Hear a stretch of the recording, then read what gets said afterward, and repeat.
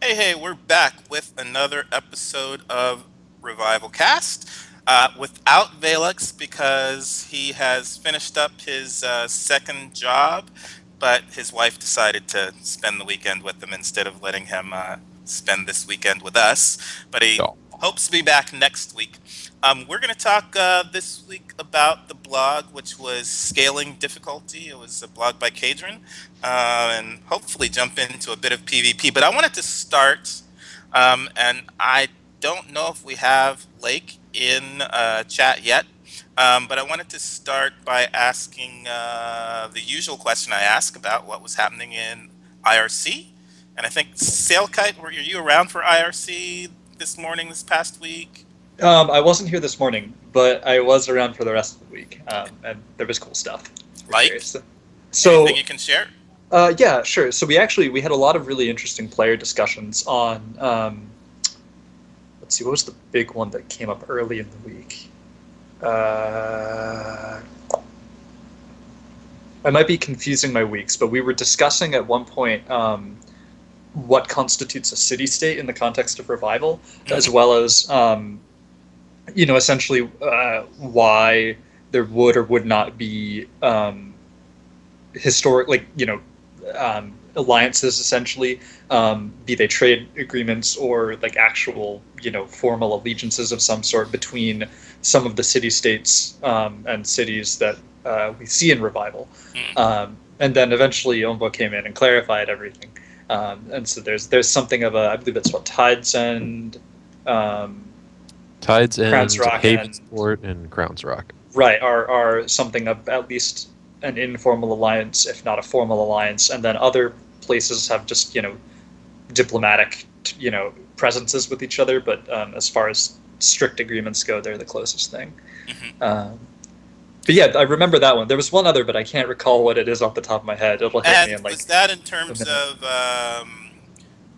um, what constitutes city states? Was that bringing that into like a nation versus a city, or was that what what was that entailing? Because Right. Okay. we had that Yeah. doc So that dropped that gave us a bunch of information. yeah, that was good from a mechanics standpoint, but it wasn't so helpful from a raw lore perspective, right? So a couple people were considering like, if well, for instance, like so there was a discussion of the Greek city-states in pre-unification Greece, Mm, where you had Sparta and Athens and Corinth and a couple other places that were relatively autonomous, but still collaborated for hmm. defense purposes and stuff like that, as well as, for instance, the Italian city-states during the Renaissance and medieval eras, where there were a whole slew of city-states that were involved with each other in formal agreements and stuff, in spite of the fact that they retained their own autonomy. And so we were kind of putting that onto the framework of Revival. revival. Like, we've got 6, 7 cities or so, wide, and they're in a relatively close, geological proximity. Why haven't they set up kind of, agreements and stuff? So it was that kind of thing, trying to figure out, are these the largest units of culture, and then do they only consist in and of themselves? Do they have satellite towns and stuff that support them? What constitutes And so, a what was uniting Tide's End with Crown's Rock, but not, say, Fall Creek or Valor? I don't actually think was said. If I had to guess, it's probably trade, because they basically take Greyshore. Like, they form. Hmm. I'm pretty sure there's an axis whereby Tide's End is the stopover on the way to Crown's Rock from Hmm. uh, what do you call it, from the other one, Havensport, I think. Mm. Yeah. But yeah, and so there's and so it just makes sort of logical sense. Like, if it cuts your trip in half, right? Like, why not just you know get in good with the people and keep your trade as smooth as possible. Yeah, So I imagine it's probably trade in that case. yeah. Well, and it's kind of proximity too. Right, right. Yeah, Because I mean, it is all relatively a sound, right? Like, I yeah. imagine that, or an archipelago rather, and so like I imagine, Greece probably isn't a bad example, right? Like But people yeah, and probably get. so some of it should be cultural. I would wonder if some of it is religion based as well. But Yeah, well, it's According interesting, right? to Because, or go ahead, Trash. Sorry. according to Ombo and Chad, it is trade that unites the three, and Tide's End is the mainland port, whereas Havensport and Crown's Rock are two islands that need a foothold on the mainland, which is what Tide's End, I guess, serves as. well, but we know there is trade going on with Fall Creek, right? Because Fall Creek, where Yeah, was so there there's so in this last blog that we had, was it the Caravaneer that was in Valor, and he was trying to get his shipments to Fall Creek, but then he decided to go to Crown's Rock yeah, instead. So there's like individual like trade going through all the nations, but I'm thinking this is more of like a political, like the governments actually got together and said, "Hey, we're going to organize trade between our nations, not just but like I think the culture independent merchants I think the doing culture their of own Tides thing." End and Havensport are closer to Crown's Rock, not just simply trade. I think the cultures seem to be fairly close. Or it might even be the other way around. That I mean, we don't have the historical record yet, personally, of course. But if you consider that, the Brogines of Sky Pass initially founded Crown's Rock, right? But by the looks of it, Crown's Rock seems to be more liberal or diversified or something, right? Than the relatively extreme view of Sky Passes. So it's possible that both the trade and the immigration, for instance, through Tides End and Havensport, um, diluted or changed the concentration of that culture and made it more free or open comparatively, right? I mean, it could work that way as well. Donnie Ergo's pissing me off because he's in chat, and we have a spot right there below Cheshire for him, where he should be, but he's not there. But he's in chat, but he's not Yeah. on cam. No, he's rocking We, null space. we He's dominating Eve right now. we're For gonna try and shame. get him on for next week. Let's see if we can make that happen. But anyway, um, Snipe Hunter does say that Tides End, Havensport, and Crown's Rock are culturally related for sure, like-minded at any rate. Yeah, Omb was saying basically the same culturally. Tides End is certainly similar, but hosts folks from Valor, Fall Creek, and Sky Pass has more mixed influence. Um, Donnie Ergo says he's dominating Eve, so he's multi-boxing or multitasking at least. Well, Probably um, both. but yeah, okay. So yeah, we got some indication of why, lore-wise, they are more directly related to each other. Um, and then Cheshire, you saw something in IRC this morning. Yes, there was some discussion about honorary guild memberships as a possible mechanic for the game, rather than a full-on guild membership. I believe it was brought up that what if people could become honorary guild members and get the associated guild tags and wear the associated guild colors or what have you legally without fully joining the guild and having to pay taxes or be in a guild chat or any of that other more heavily mechanical guild stuff. See, but Oh, you can I'm get being the told that's not the point of the discussion. ah. Uh-oh. That's why I was hoping you'd be in Say. chat. So yeah, explain that a little bit for us because I'm trying to understand what the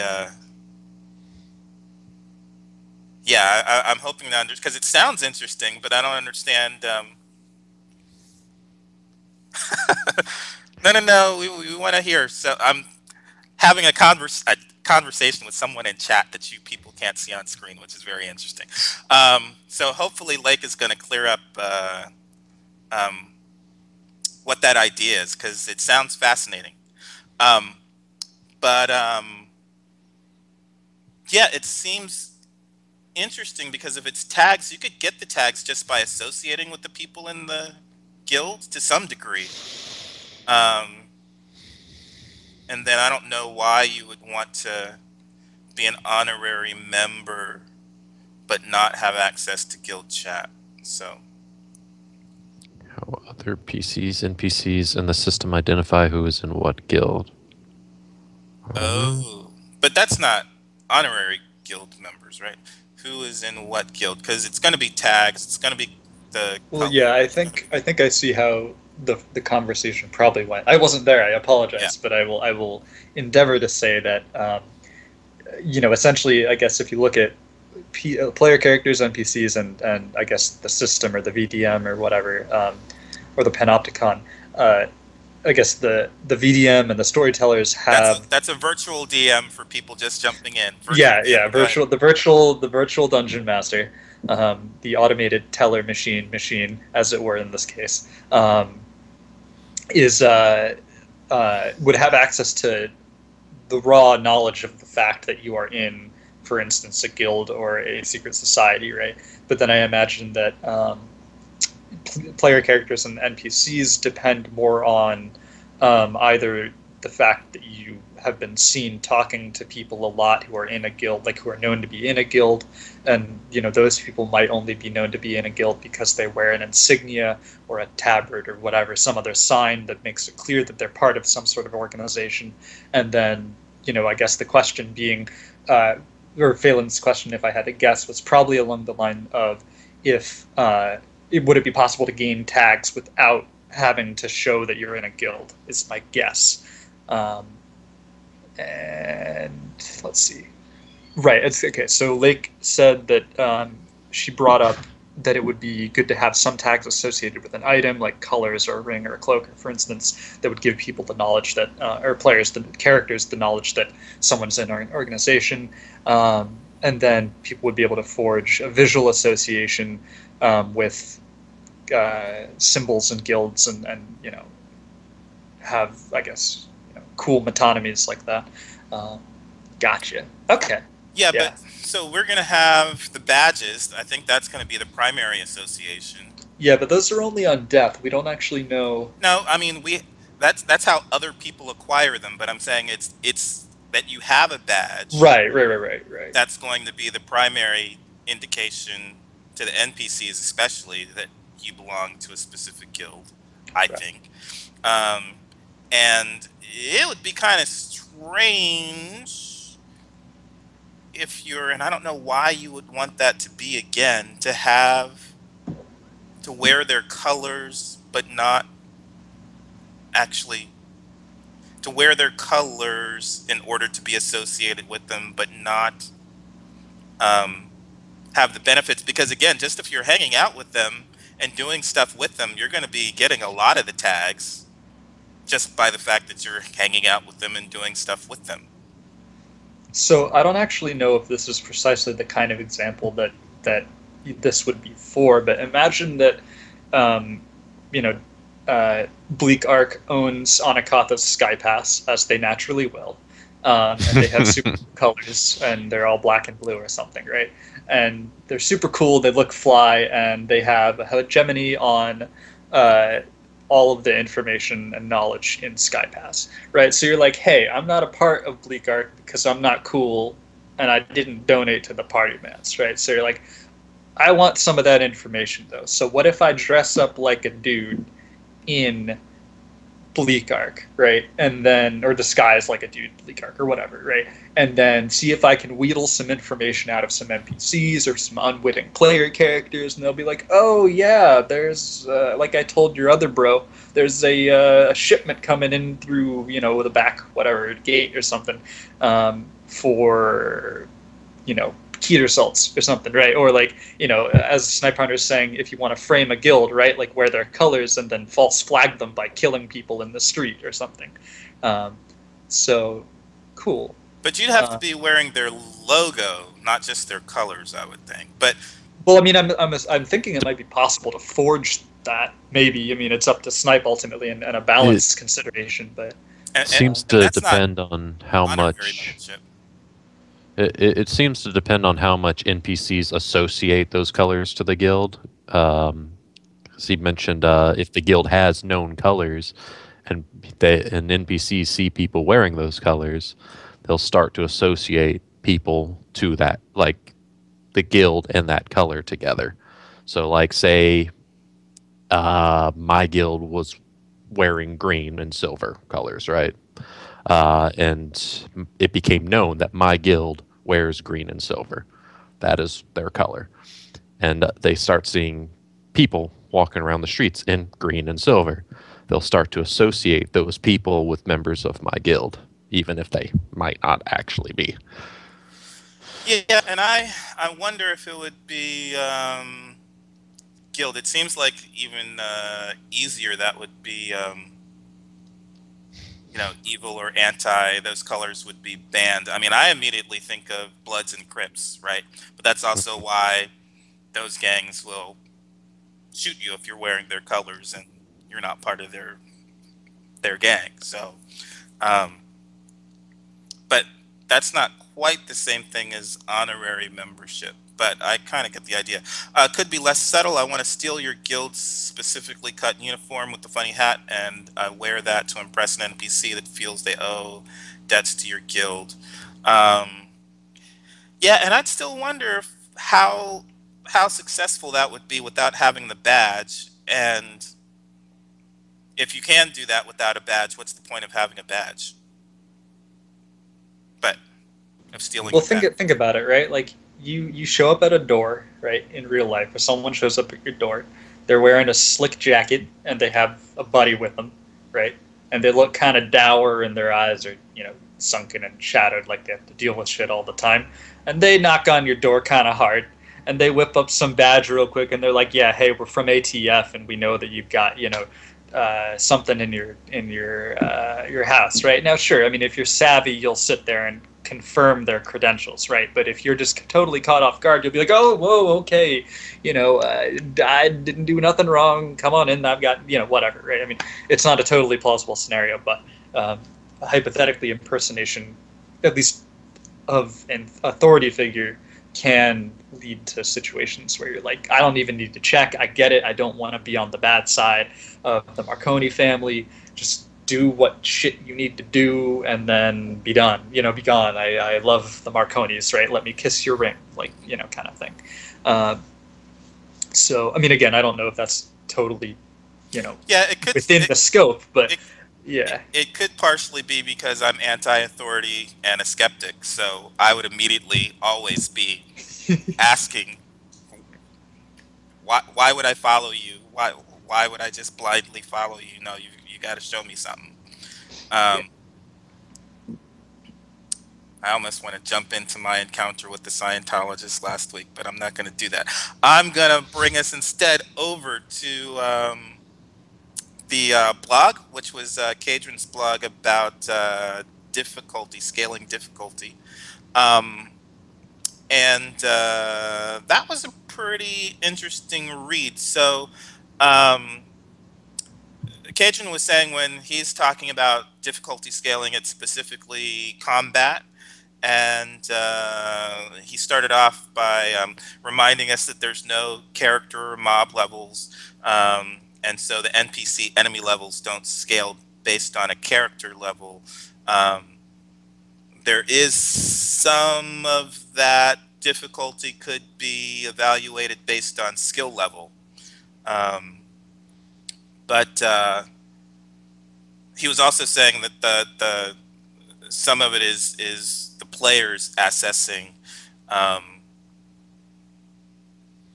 how their skill applies to or measures up to the skills of the NPCs, I think. Hmm. What did you guys think? Um, I saw some concerns pop up about the whole mechanics behind that. That got me thinking a little bit.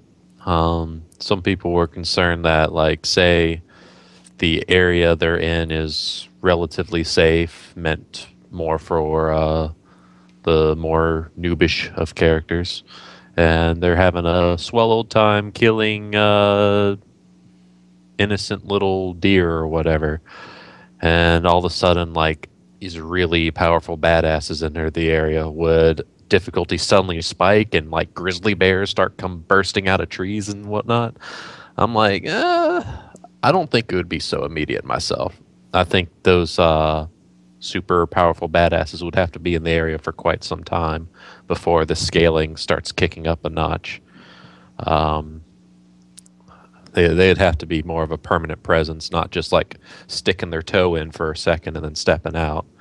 Otherwise, I think that would be a way to just kind of totally. It would just make the whole difficulty scaling thing chaos. I think if like say some powerful badass is like working their way up like between zones. One of them happens to be the super easy zone, and they kind of swerve into it for a second. All of a sudden, all these newbies are getting swarmed by grizzly bears and what have you, and that person may not have even intentionally have done it.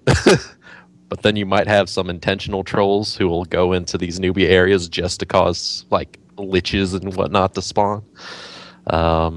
So yeah, I think it would be chaos if it was an instant spike like that. What are you thinking, Sailkite? Sale? I'm thinking, yeah, no, sorry, I had to unmute. Otherwise, I'd be speaking for a long time and making no noise. So I mean, I was playing with a couple ideas in my head when I first saw this. One of which is I guess a minimum right duration or activity, that a high level character or a low level character would have. I guess actually, ideally, this would only be an upward trend, right? Like so that you couldn't go into super high level, upper Blackrock Spire zone, whatever, and like with a bunch of newbies, protect them for a little bit, and then work the difficulty of all the content down for establishing yourself in a super cool cave or something like that, right? Like ideally, it would only be an upward boost to the difficulty, in the context of there being a large presence of higher level people and a decent story reason for there to be. And I guess the virtual DM would determine that, or the storytellers in some cases, for an influx of more difficult content into an area.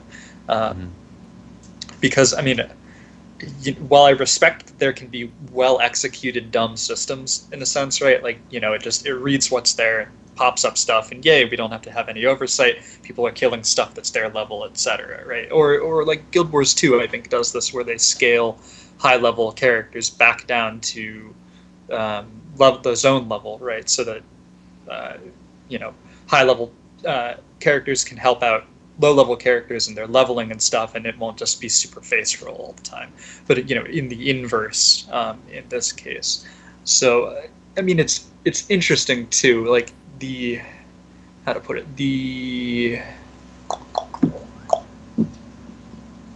so I guess, yeah, so there's a couple different variables, though, that could be abused in certain cases, right? So, like, for instance, what is the latency between when a sufficient activity has been met, right, in the case of high-level characters, to when the higher, more difficult content shows up, right? So imagine that you have a guild that moves into an area because of some resources or something, right? They're all pretty hardcore, they kick ass, and they move in and just completely take over an area for a while, right? They outpace the difficulty and challenge of whatever content's there. They get a week's worth of really good materials out of the ground, or really good iron or whatever for their swords, and then they go back to wherever they leave, right? But they've been there for a week, right? And so the system's like, hey, there's been a bunch of guys here for a week, and they're really strong, and they're killing everything super fast, right?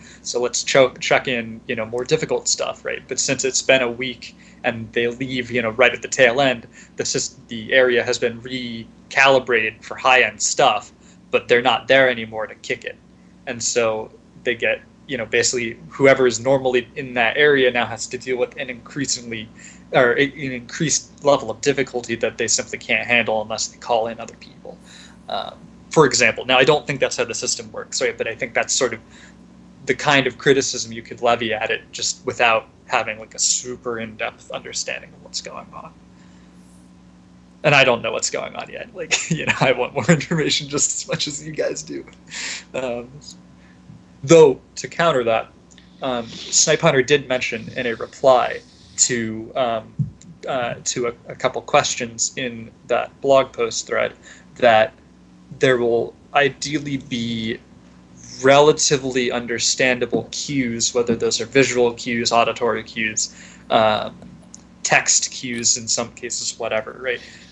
That there will be things that you can read as a player that will let you know that something over on or in the distance there is a lot harder than the bears that you're hunting right here, right? Like over there is where the dire wolves are, right? And they kick ass and they're big and scary and you know it, right? It's not just like, oh, here's an equivalently scary thing to all the other zones and it's your level. Um, Well, so, yeah. I think there's a few things. One, there aren't really newbie zones the way Well, we right. think of Yeah. newbie zones. It's We don't really weird. have these high levels. Yeah, Their characters don't have levels, so it's not the same it's thing as where we're used to thinking we're of. we're just trying to simplify the terms because a lot of people still Well, the don't problem really with recognize. simplifying is that people are will use those terms to make it seem like it's a traditional MMORPG, and it's very, very, very different. And I think that we have this problem in most of the discussions that we have, which is why I want to jump into PvP later, because not only do we need new terms, but we also need to make sure we're defining the way these old terms are going to work for revival, because it's not going to be the same. So I think it's problematic to talk about character levels and the zones acting out based on the levels, because it's not quite going to be the newbie experience. Crowns Rock technically might be a newbie area, but it's not going to be the traditional one where you out level this. Um, and I wouldn't be surprised if we might find out that the difficulty of various cities change over time, so that we Yeah. will That's what the always have, difficulty blog said. Yeah. yeah, Yeah, I take responsibility for my hasty yeah, diction. I usually try to be better about that, but I was like trying to wrangle yeah, in yeah. like three ideas at once, and so I kind of slipped a little bit. I apologize. And Um, that's the same for this concept of blue and red. We know that we'll always have at least one blue and at least one red city for people who want to start in either one. Um, but those could change from city to city. Um, and so one of the things I thought was cool was that the virtual DMs will sometimes spawn new NPCs. So it's not always going to be that it's an established NPC in the area and it will take time. It is possible from time to time that, or that storytellers themselves could spawn new NPCs to take advantage of what's going on at the time. But it's not just the levels of the character. It's also what tags you have. It's also um, the tags of the other NPCs in the area. Um, it's various things that could cause these NPCs to pop up and interact with us. Um, I thought that was really cool. Um, Hmm. because there should Is always be something. One of the responses was saying that there should always be something that's leading us to adventure, but I don't know that that always has to be combat. I also think there's probably going to be some migratory creatures and NPCs out there as well. If you look Yeah, at the Gorai tribes, they're migratory, so where they show up when you're out exploring the Kongarai deserts will probably change just based on the movement of the stars that they're said to follow. And I'm sure there's probably even animals and monsters out there too that migrate depending on season or whatever affects or their ether migration. concentration. Or ether concentration was mentioned too. Yeah. yeah. It could also be based on karma, um, which has me thinking about the different types of conflicts that you could have, even if you're talking about If I'm thinking about tags plus karma, that has me thinking about um, which gods are around. So um, that could lend difficulty too if you're normally set up to deal with certain kinds of gods, but different kinds of gods come in. That could be challenging. So, oh yeah, here it is. Just know that I think that if I think I'm giving you as your character a difficult enemy, it means it is a difficult enemy that roughly fits your skill level, tagging system tags, local conditions, and karma. Local conditions is another interesting factor there. So, um, yeah, it's not just level. So that should be interesting to see how the environment changes as PCs move in and out, or NPCs move in and out of an area. Interesting. So there's also this every area has a population we call the minimum fill. And this fill is determined by what makes sense for this region, both aesthetically and how far it is from heavily populated areas. So the interesting example was here was smooth rolling hills, probably not too dangerous, but I was thinking smooth rolling hills could have tribes living there that could be challenging. It was kind of contrasted against large jagged mountains that take a long journey to get to, or a forested area. But I don't see why a smooth rolling hill couldn't have dangerous inhabitants roaming around. You might be able to Even, see them more, but even if they did have dangerous inhabitants, you're more likely to see them coming up on you. unless they're also popping Um, out from another plane. well, then you got a whole aether disturbances to worry about. Some mages can detect that something's coming. Be like, I should probably move. Well, I Yeah, I look at don't know all if you these. can detect them until they pop out, but we'll have to see. Yeah, well, I look at all these rolling Possibly. hills. We've got a nice hinge here, and just Look a at wee how little circle of stones, and all of a sudden, out pops these hideous monsters. We weren't ready for it, I tell you. But yeah, it's kind of like the D&D random encounter table. The yeah, rolling hill yeah. encounter table tends to be a lot of uh, not so fancy monsters and enemies out there. There's a wide variety on the Rolling Hills table. If anyone's actually looked at that table, there's like a lot, but they don't tend to be anything too crazy. Whereas if you go to like the Underdark table or something, you start running into some really scary things, but the table is a lot smaller on what you're gonna more likely to run into. Um, so yeah, I don't know. Yeah, Snipe Hunter says that Cadron was saying that places that take work to get to will also take work to survive in. Um, I'm sure, yeah. Deserts, mountains, you're not.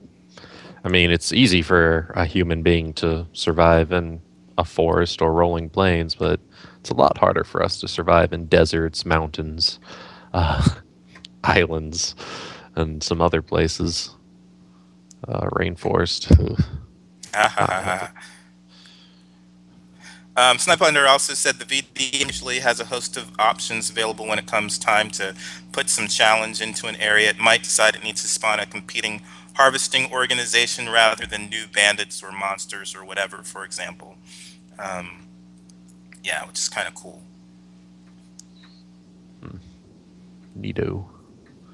Yeah, that's gonna be interesting form of PvP there.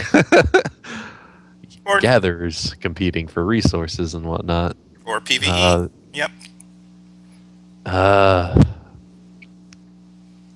I don't see. Well, I mean, yeah, if it's just NPCs you're competing against, but there's likely to be players there too who are also going for these finite resources. Yeah, but I was meaning that even scaling. So if the virtual DM is sending you a challenge, one of the challenges could be a competing group of NPCs for the Which can resources there. also which can also attract players as well too. Though, if a NPC organization of gatherers starts popping up, a player or organization of bandits looking to collect those gathered resources might show up, or other individuals might be attracted to NPC movements as well.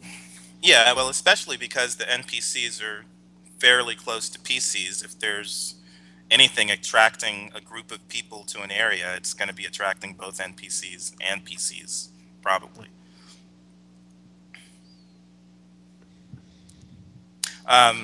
Cajun was reminding us that it's not going to just be an ocean of enemies standing around waiting for combat, Mm-hmm. which is why that goes back to what you were saying, Chesh, about having established people there, whether it's NPCs or PCs. The virtual DM will probably be moving.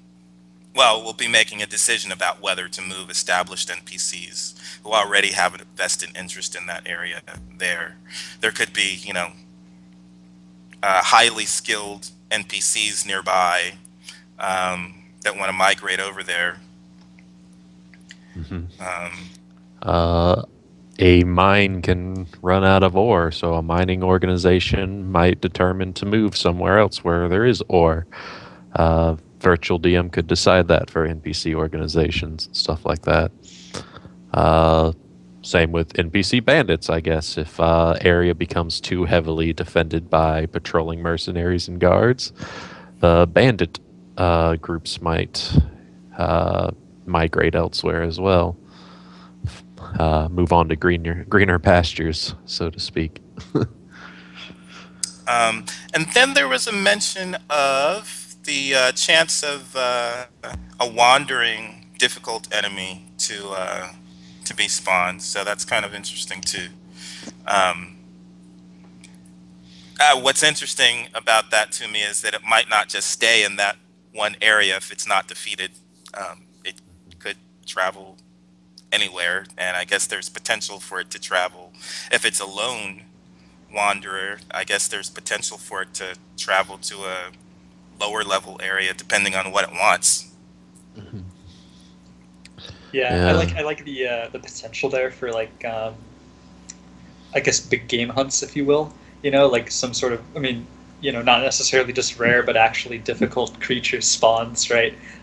Somewhere, and then you catch news of it, right? And of course, since you're the big game hunter of the town, and you have trophies, and you bring in pelts from creatures that no one thought could die, you go out and you try to find, the pale buck or something, right? And it's running around all crazy, like, because it's crazy and whatever, right? And so you go and you're trying to stalk it for a couple days, and you have a buddy out scouting ahead of you to try to find, where it's going to go next, and go for the kill, right? And then maybe you find a competitor who's also after the pale buck, and then you're like, oh shit! And then you got to jump ahead and try to either take them out through PvP methods, or really get a move on, and go for the hit. And then of course you need to protect your catch once you finally got it, because they might be a little ruthless, and come around and try to steal it from you. So, Relic you get the hunters too. tags though. You get the kill tags. So whichever deity is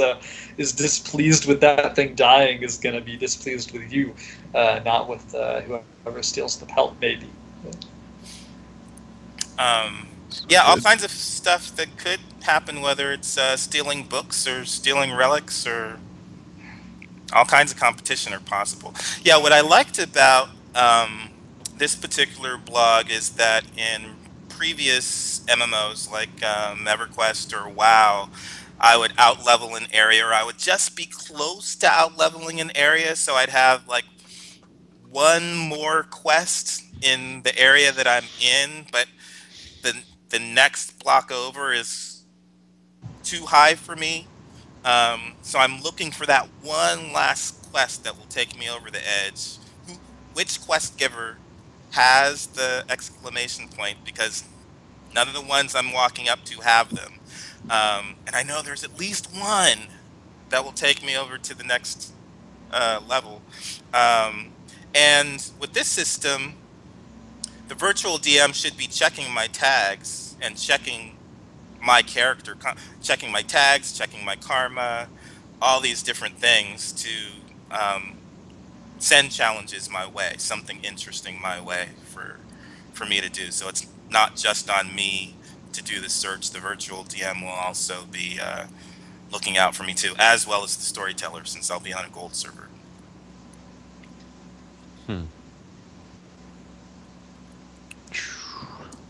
Well, speaking of, unless anybody had anything else they wanted to say about the scaling difficulty, speaking of the kind of conflicts that we could have for contested content, I want to jump over to PvP a little bit, well, for the rest of the show, I guess, because we had this conversation off cam last week about PvP and specifically my character being attacked because I'm a Care Bear and how easy it would be to force PvP on me. And this is another instance where I think that we have to change our terms for PvP and rethink the way we think about PvP. Because one, in Revival PvP, we usually use PvP as a shortcut for PvP combat, and Revival's going to have a lot of other types of PvP besides just combat.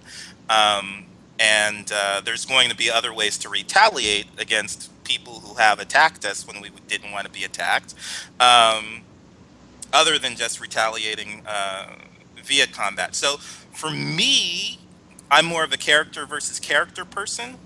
I did have an interesting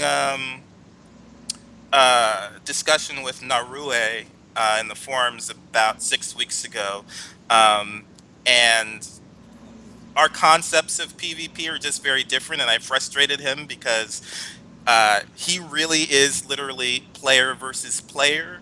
He thinks that the player should make other players mad, that the conflict should make the other player angry and frustrated, and that's not why I play these games. So character versus character, my character should be angry at your character, or want to destroy your character or whatever. Your character should want to destroy mine. But personally, the PvP thing for me is I'm not really trying to ruin another player's day.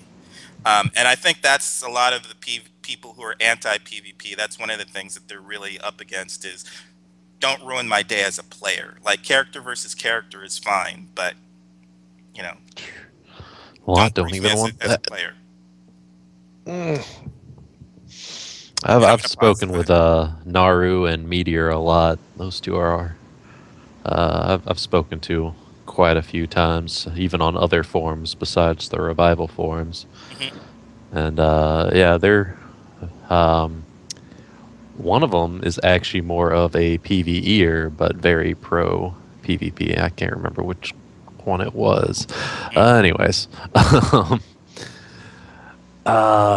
the with PvP, I've always been of the opinion that it's a lot more than just combat. There's a lot more to PvP than just combat, but trying to explain that to other gamers has been a losing battle for me. Well, I mean, there's often not a lot of mechanics for that in my view. So when I speak of other forms of PvP for Revival, we know that we've got mechanics for political assassination. We can do things like, a person killing my character could be getting negative karma from their gods. There's all kinds of stuff that you can do to kind of push back and retaliate specifically without having to, through the mechanics of the game, without having to result to combat. And there's also, of course, there's non-lethal combat in Revival too. So it's not all about combat and killing and looting. I guess that's my point. Well, yeah, I mean, there's also racing. There's market PvP, like Market economic PvP. There's knowledge PvP in this case with tags and the possible control you can get over certain types of tags. I mean, there's also just the natural sort of competitive world first kind of thing. of a sort, right, that people just go for anyway because it's fun for them to try to be first. Um, which aren't all necessarily player versus player. I mean, some of those are sort of more rivalries than strict PvP, but yeah, I think the systems in play will basically allow a lot more than just combat, which is kind of refreshing because like I know a couple people from other games like Eve and stuff who really feel that the most fun they have in the game is not the combat PvP, but it's like all the other, like the psych games or the spy stuff or running econ PvP and getting someone out of a market, right? Or like, flipping a huge, margin on like their competitor or crashing the market and stuff. And I think that there's a certain pleasure in that kind of combat that is really, or that kind of PvP rather, excuse me, that is hard to get in combat types of PvP without having lots of skill and fundamental ability, right? Like, sure, you can start playing smart in a 2v2 arena duel in Warcraft, right? You can play smart, but it's not, without a certain degree of fundamental skill, it's going to be hard to leverage that into, a victory. And so really it's only at like the high level, personally, I think high level, play, for instance, in MOBAs or in arena FPSs like Quake and stuff, where the same kind of cerebral approach really pays off. So I'm excited to see the way people can leverage the available systems in Revival that will be there for once, in order to kind of get that satisfaction, hopefully. Um, or just milk Care Bear tears, right? Because everyone loves a good swig of uh, lacrimae sakura or something, or sakri. But yeah. Zero had an interesting point. He said, you stopped them from begging for food and spread rumors about being unclean worse than usual. And I'll work on killing their economic income. Um, and Ombo was saying that, yeah, they're trying to bring other mechanics like econ PvP, social PvP, the stuff that Eve allows for that other MMOs haven't really brought. Hmm. Yeah, it's actually something I brought up the Bartle test before, right? Something the Bartle test focuses on is that economics and stuff. That's all part of PvP, and that's actually under the killer tag, which I Hmm. think is part of why I think the killer tag is probably not the best term for it. But yeah, economics and all that, and anything where there's competition all falls under the killer tag. Um, Another tag that of the four that goes into economics is the achiever, because the achiever wants to have the most of things or to be the first to do something. So, like having the most money, that's an achiever thing. But competing to get the most money is more of a killer thing. Whereas the achiever just wants to have the most. The PvPer is the one who actually works to get the most.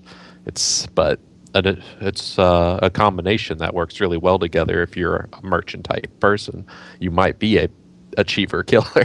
Hmm. uh, that would be a very strong personality combination there for that kind of role. There's quite a few achiever killers and killer achievers. So, Hmm. yeah. Uh, I myself am a social killer. I like to work with others while competing. So big wars where I've got allies and stuff. I like working with other people to compete against rivals and enemies and all that. It's I like that kind of stuff. It's my jam. Um, so one of the other things in these discussions, I think people don't contemplate why people don't like PvP servers, and by that I mean why.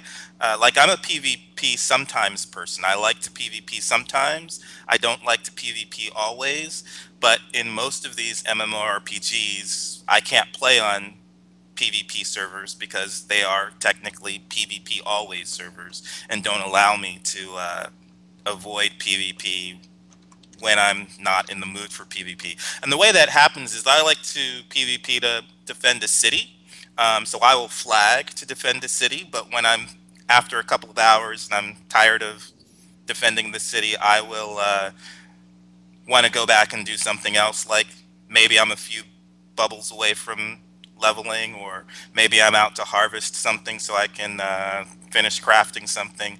But you have to wait 30 minutes for that PvP flag to go off, and I'll get attacked while I'm out doing something while I'm tired of being involved in combat. And the problem with that is that it doesn't matter whether that person kills me or whether I kill that person. They're still taking the time away from what I was planning to do within those 30 minutes. Um, so lots of people, PvP people, tend to think that people who are anti PvP um, just suck at combat, but it's not really that. It's really that we don't want somebody forcing PvP on us when we aren't in the mood to PvP, combat specifically. Another side to that is that, well, yes, there are many who do think that. There are also those who will just say that to try and get the non-PvPer to come out and fight. Whether that be just form PvP or to even draw the PvEer out to actually straight up fight them in the game. Uh, I've seen that happen. I've spoken to a lot of other PvPers, and that is a tactic that some of them use. It's not that they believe that. There are plenty of PvEers that are perfectly fine at combat, but they want to fight those PvEers as well. But the PvEers don't want to fight back, so they egg them on into fighting. And that works. It works sometimes, not all the time, but it does work sometimes. I've even done it before. I've gotten somebody to come out and fight me back in the day. So one of the things that popped up in the conversation last week was like the idea that because I am a Care Bear, I will avoid combat, even PvE combat, because that's not the primary reason why I play RPGs. Um, and something like that did come up. I think Baby Cannon was trying to egg on, I'll attack you just so that we fight and I can kill you, and I know that you don't like combat, so that'll piss you off. I'm like, but for Revival, it's different because death for me is a good thing. In other games, once you die, you can't continue your progression until you get back to your corpse. But in Revival, I want to explore the death realm, so I can just that's just another door to exploration for me. It's probably the door to exploration because I don't plan on my main character leaving Crowns Rock, except to explore the other planes. So for me, that's just a doorway to a new opportunity of progression. That's not a deterrent for me. It's similar to one of my alts that's going to be exploring madness. So um, becoming as mad as possible, as quickly as possible for that character is a good thing. So I think for me also, PvP and the problems with PvP combat that are typical in other MMORPGs aren't problems for me for Revival. It's just a different way to play. Um, and so I think those hardships aren't going to be the same. The way people react to PvP combat, I think, is going to be very different in Revival. I hope so, personally. I feel a lot of people are too quick to judge PvPers and PvP in a very, very negative light. And I'd like to see that change, personally. Yeah, that is a battle I am very tired of fighting. And then the other thing that happens a lot is when people bring up PvP, it happens for me. When PvP people bring up PvP, I jump on blessings, and we get stuck Mm. in this debate about blessings and how long blessings can last. But there's other ways to avoid PvP combat in Revival 2 that we have to talk about, like bodyguards, like the guards. Where are you hanging out? If I'm in a blue city, it's not going to be as easy to fight me in a blue city as it is in a red city, because the guards will be more against that in a blue city. But then you have to find me. Am I in my house? Am I in somebody else's house? Am I in a guild hall? Where am I that somebody thinks they're going to be able to find me to attack me while my blessings are off? But the other question that came to mind that I wonder if we can get a response from the devs in chat from is standing points. So, do those standing points, are those per character, or the ones we earn in game, are those per character, or are those per account? Because I could just jump to another alt once my blessings for one character run out and jump onto a different character and build up SP there. I get the feeling that it's more of an account thing, but I mean, considering that the amount you can buy with actual cash is restricted, I'm gonna guess that it's probably an account-wide resource you have there, not just a character resource.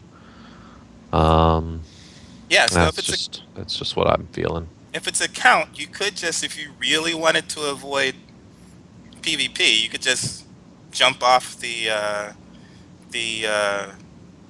character that the blessing ran out on, and then go on to your character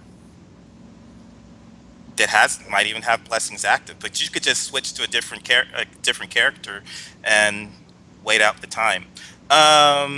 Snipe Hunter says we're actually not sure. Our first thought was that they were per character, but the concerns that Chesh mentions have us wondering if that's a good idea. So yeah, if I really think somebody is out to get my character or my blessings off, I could just switch to a different character and gather more SP. Possibly. Well, you'd have to do it before your blessing ran out, right? Because your character will remain in the world for however long it is that you're, for a couple minutes before the character actually leaves, right? So, like, you can't just, combat somebody walk, could right? find me that quickly. That's Are probably you sure you're going to be that hard to find, Diggs? No offense. Are you sure? So somebody is going to be sure? so bent to kill me that they're going to somehow have tried to time how long my blessing is active and be able to find my character within 2 or 3 minutes or even 15 minutes. They're going to find my character for those 15 minutes that my character is still in the game in a blue city. Diggs, do you want me to tell you a story? I mean, if I were trying to hunt your character, and if it were really that much of a challenge, I would use all of the knowledge available to me to try to pull it off, just for the point of having pulled it off, right? But and I think actually that's part of one of the reasons why people get ornery about blessings, is because it is a hard block, right? Like, it's one thing to put yourself in the middle of a bunch of people, right, so that it would be very hard to kill you. Right, but there's still the option that someone could go out and do it, right, if they had enough gusto or they had enough, insanity personally to go do it, right? But the reason that people get upset about blessings is because it's a hard block on PvP that has no way to work around. Yeah, but why are they focused on that? Because that is exactly what I wanted. If I wanted to be absolutely sure, or as sure as possible, that my character couldn't be taken out, I would, when my blessings aren't active, leave my character somewhere where there's a group of guards. Why would I not do that? So, I believe it's a good plan, right? Find the safest place to be, right, and be there. No, I concur. Your tactical ability versus the tactical ability of the person hunting you down. Right, and so look at it. I'm gonna propose an uncomfortable polemic as a counterpoint.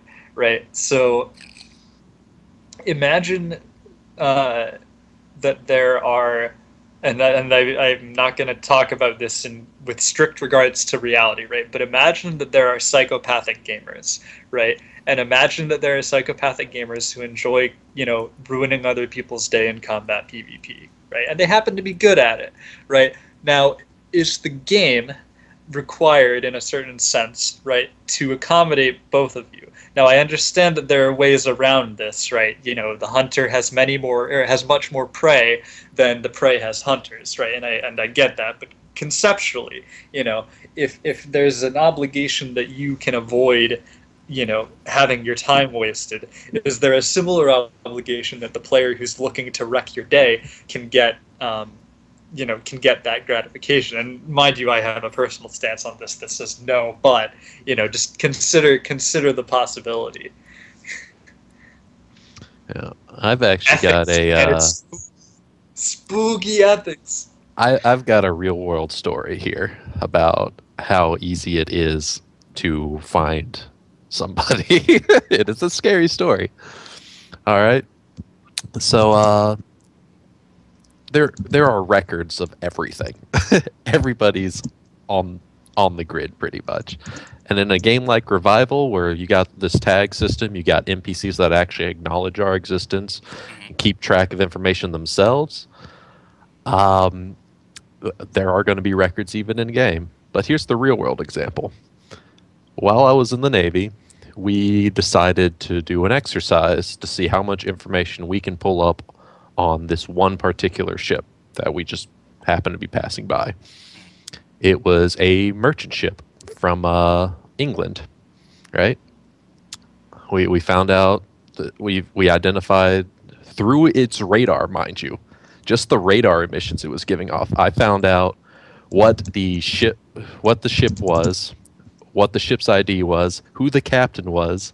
I found out the captain's address and the address of his extended family. Oh I my found gosh. out everywhere that ship had been in the past decade. There are so there's records of everything, and if you have the know-how and the tools available to you, you can track anybody, anywhere, anything about them. It's a scary world, Is and I ship don't think doxing Revival's going to be too different in that is regard. ship doxing the new trend? Right? You just go out to the harbor, find a ship, and try to dox everyone on it. All I had to go on to start with was just the radar emission it was giving off, and I found all that other information.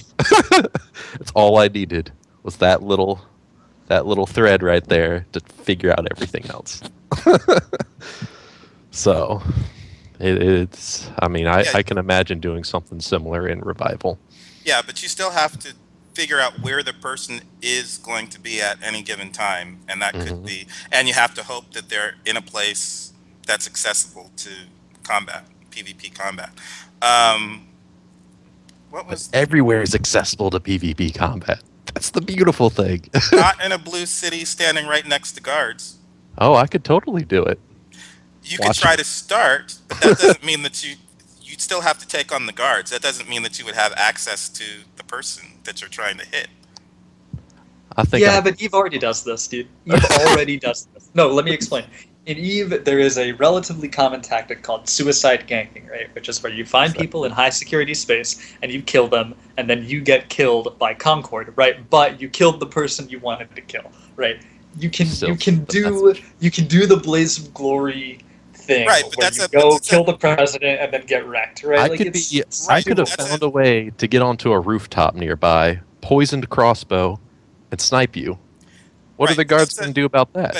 but that's a one kill. So that's not um this is not the problem that PvE players have with PvP. PvE players don't really have a problem with being killed once as a Uh, PvP player. oh, they they They do. have a problem with the PvP person stalking them and camping them so that they can't continue. Because if all you want to do is just, for me, if all you want to do is just kill me once and go ahead and kill me once and go. I'll stand there and let you do that. Bye. Then I can continue doing whatever I was doing in the first place. The problem is how much time you're taking away from what I really want to do. That's what the problem is. So it's the stalking and the camping that's the problem, not just the one kill. All right, worst case scenario. I find you in a city.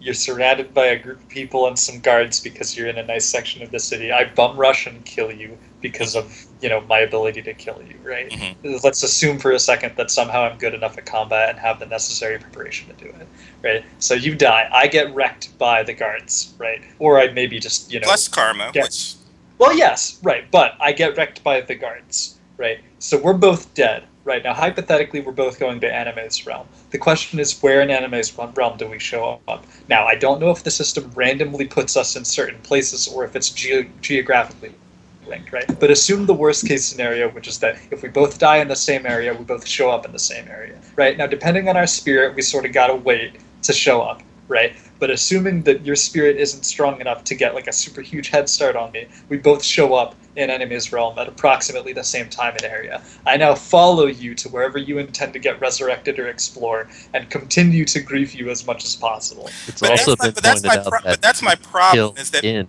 Anime's realm too. it is that people talk about this as if this is going to be so easy to do, which is unlikely to be the case. It's You not have to about hope. easy. It's You not. have to. It's It's not not. about It's not even easy. particularly feasible.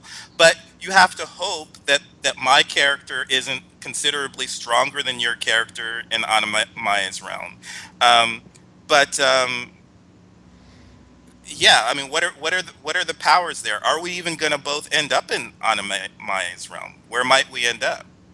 Right, it's not confirmed at all. But, just Um, assuming the worst case, it's still possible to get completely trolled and um, have your time wasted. and what does that? And what does that? But we don't even know what there is to do in Anamaya's realm. So True, true. I'm just saying, though, like, don't rule out that you can still get Snipe wrecked. Hunter said Like, that you might actually show up close to each other if you die yeah. in the same rough area. but So that's the I hope you don't get socked, Diggs. I'm just saying, though, that no, it's no. yeah, still There's possible. I'm not but trying to scare anybody. It's but just I'm that's not saying it's necessarily a possible. downside because the more you kill me, the more negative karma you get. There's other things that you're That accruing might for be yourself. positive for me though. But that right, but I'm saying that that's positive for me as well. It's not Who? you killing me is not necessarily a negative. That's my point. Mm, That's my point. But conceivably, something exists for you which is a negative. And based on You that have to platonic figure ideal, you Let's have to also figure point what out that that is. most PvEers are not going to see it the same way as Diggs.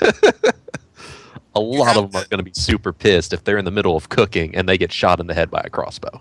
you'd have to figure out It's just- you, the other question is how quickly can you switch to an alt once you've died?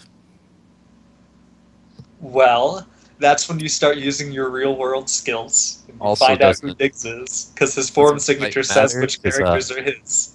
even Uh, if you tried to just DC out and switch to another character, your character remains in the game for a time. So you could Well, at that still point, die. the question is, what's the worst thing you can do to the character aside from killing it, right? But that's, yeah. now we're getting into true malice territory. But Yeah, yeah, I think we're getting into some dark waters here. there, favorite. there are people out there who can hold a vendetta, and And execute on it's it. and Yeah. execute them, and it's And there are been people who proven can avoid time them. and time again. There are people who can avoid I them. have heard Um, less stories of people avoiding them than I have of people pulling them off.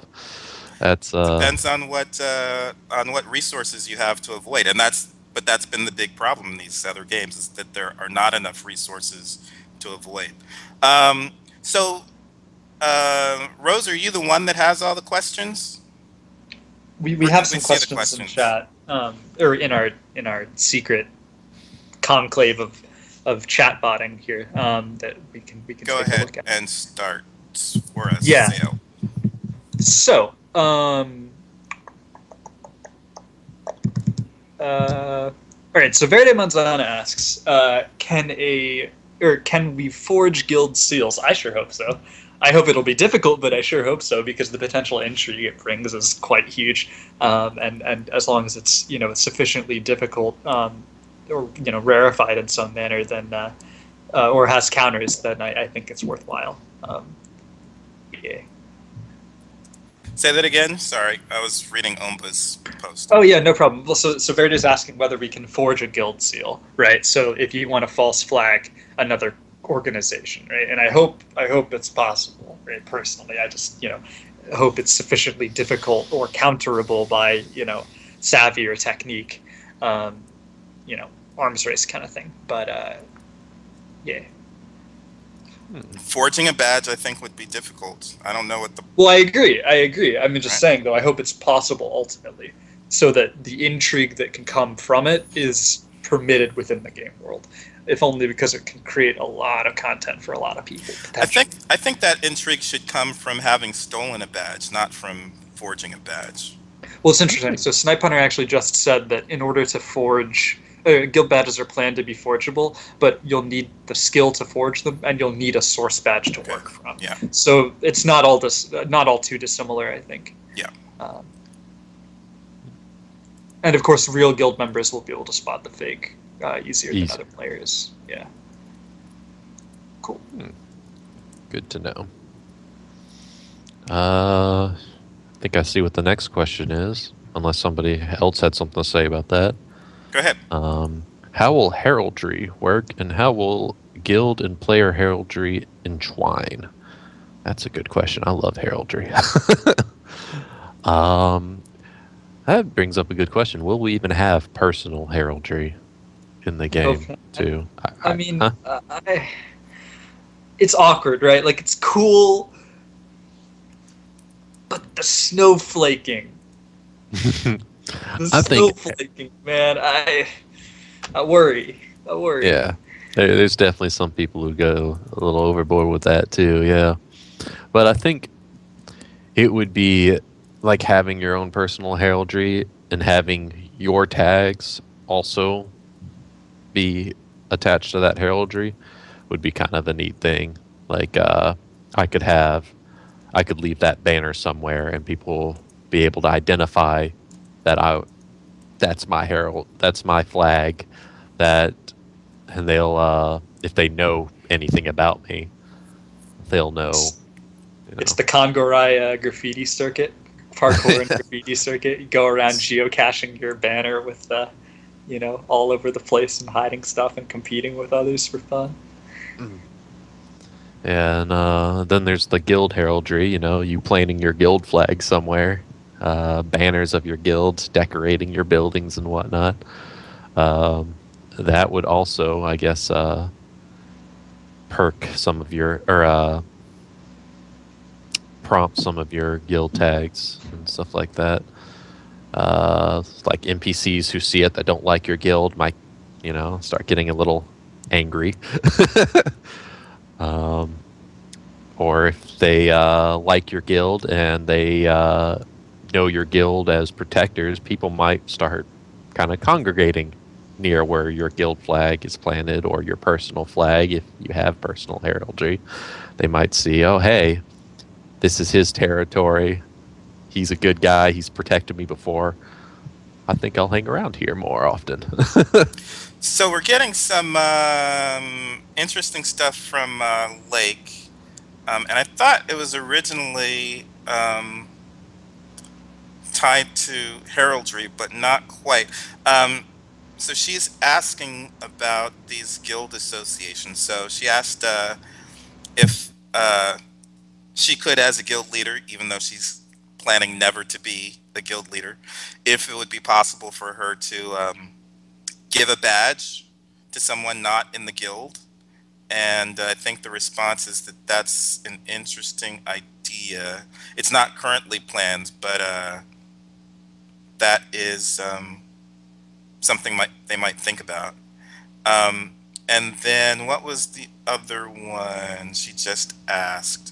Or add tags to a friend who isn't in the guild but you'd like associated with the guild. But I think that happens in any case to some degree. As And I long don't as the know that. person, yeah, as long as the person hangs out with your guild and NPCs witness it, Yeah, NPCs will start to associate that person with your guild, yeah, whether they want it or not. yeah, yeah. And then can you take the badge off? You can decide to display the badge or not, but as a guild member, you always carry it. Yeah, so if you die, it can be looted and people can identify it. That, yeah, things like that. Let's see. Um, let's see. Do we want to move on to the next question, or does anybody else have something to say about heraldry? I No. think that's it. All right. Uh, can you have honorary guild membership of an NPC run guild? Well, if honorary membership ends up being a thing in the guilds, Who asked guilds that that question? Verde, Okay. yeah, Verde Manzana. Hmm. Um, well, if it becomes a mechanic for PC guilds to use, then I don't see why NPC guilds also wouldn't be able to use it, since NPCs are supposed to be capable of doing what we're capable of doing. So yeah, if that becomes a mechanic, I don't see why not. Um, as far as just NPCs associating you with an NPC guild, if you hang out with that NPC guild a lot, yeah, you're going to start getting tagged as associated with them regardless. Um, So Lake was saying that she's asking, say there's an arcane caster only guild, and there's a warrior who constantly supports the guild but can't join because of guild charter. Um, wouldn't it be good to be able to give him a badge without inviting him? But I don't think the charter would prevent a warrior from joining an arcane guild. I don't think there's a limitation like that. it would depend on, I guess, the guild leadership. If they are adamantly against letting non-casters join the guild, I mean, Well, but then they're saying adding tags and giving a badge. So I don't. yeah, I'm like, If you're going to do that, then at that point, why wouldn't the guild leader just invite them anyways? I yeah. mean, just change their guild charter to make an exception for that guy. But I don't think the charter. Um, What I'm saying is, I don't think the charter. I'm thinking charter in terms of the mechanic charter, not charter in terms of the written out rules that the players create. I'm talking about the charter that you. like specified would be a player enforced Yeah, limitation. Like yeah, the guild leader would have to say, no, we are not yeah, allowing in warriors. We're only going to be spellcasters here. And I mean, NPCs are going to associate that warrior with the guild regardless, anyways. Players probably will too, just because they see, hey, this warrior's always tagging along with the mage guild. They might not officially be in it, but they still work for yeah. it in their own way. So Yeah, Snipe whether Hunter's saying the concern is systems designers that honorary membership allows players to get around the limits of the number of guilds they can join. that's So another thing, yeah. seems unlikely to happen. Yeah, I think you just let them join the guild if you want them to join the guild. Otherwise, they'll have associations. That's going to happen in any case, I think. Anything else? What else came up? Other Um, it looks questions? like we got one more question. Will NPCs have eidetic perfect memory? And I believe the answer is no, because tags can fade over time and NPCs can forget about those tags. Mhm. Well, Um, there's also just no guarantee that an NPC will absorb all the relevant tags from a situation. that too, In as the same way well. the player character can't be guaranteed to get that information as well. Yep. Like they might witness a crime, but they might not recognize who did it. Yep. Whereas another NPC might actually recognize the perpetrator. So yeah, not all NPCs will agree on the recollection of certain events either. So yeah, I'm sure. Yeah, perfect memory is probably not a thing. But I imagine NPCs can still get garner flags in the same way that player characters can. So if if someone witnesses something truly horrifying or impactful that would flag a player character, I think it's reasonable that uh, um, an NPC would also be flagged in that case. So you know the vengeance thing can still happen and other similar stuff. Um, yeah. Yeah, I'm So it's sure not there. perfect, but it's memory. Yeah, it'll be definitely interesting to see how that works out. I'm just realizing we're over, so we're going to have to wrap up soon. But somebody just mentioned Deep One in chat. And that reminded me of Kadrin mentioning in the blog about the movie Call Girls of Cthulhu, um, which I did not watch this weekend, but I did watch, and just the poster for it was more outlandish and reminding me of demon porn. So I chose to take a look at, there were tentacles coming out from the call girl's breasts. Um, and I chose to watch instead The Last Lovecraft, um, the Relic of Cthulhu, I think it was the name of that movie, which is pretty funny. It's a comedy horror. The last relative of Lovecraft has to save the day from Relay being um, arising back out of the ocean and Cthulhu taking over the world. It was pretty funny. I don't think I would find Cthulhu taking over very amusing. Preventing him from taking over the world was funny. Mm. But let's see, anything else? What's did we get? And we should have, and I don't remember what it was. What is the next blog supposed to be about? The next blog Is actually by somebody new. I don't recognize. Adam. No, Adam is Snipe Hunter. objects. Adam is Snipe Hunter. Adam. Customizing objects. Yep. Okay. So I'm guessing that refers to, like, I guess did not know his crafting. name was Adam. Maybe, I don't know. It could include a whole bevy of things. Honestly, I mean, yeah. I wonder if Snipe, give us a sense of what to look forward to on that, if you don't mind, because I mean that could encompass anything from inscription and engraving and stuff to, forging and crafting or whatnot. It's such a huge term that it's hard. Very broad things come to mind. Okay. Broad spectrum. Yeah, so of things it is a bunch of stuff. It's about modifying items after they are created. Cool. All right, excellent. Excellent. What was the? Oh, so I'm hoping to have Donnie Ergo on camera with this sometime soon. Hopefully that will be next weekend. What was the other thing about on cam? Oh, I was hoping too at some point we should maybe have Figment on once we have furniture in. Ooh, that'd be cool. Be very cool. So that should be in the next couple of weeks, and hopefully we can have him talk about art again. Yeah. Cool. Yeah, I think that covers it. We've got through the questions. We know what to look forward to. Yeah. All right. That's good. All right. Thanks, guys. See you guys next week, I hope. Yep. Take care, everyone. Enjoy your weekends, and see you in 7 days.